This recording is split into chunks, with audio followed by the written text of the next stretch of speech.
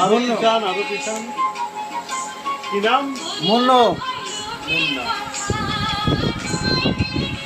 গরম এটা যে কত পরিশ্রম করে মিষ্টি বানায়, আমরা কিন্তু মজায় মজায় খাই, কিন্তু মিষ্টি বানানো কারিগরদের যে কষ্ট এটাকে নাড়তেই আছে এই আগুনের ভিতরে।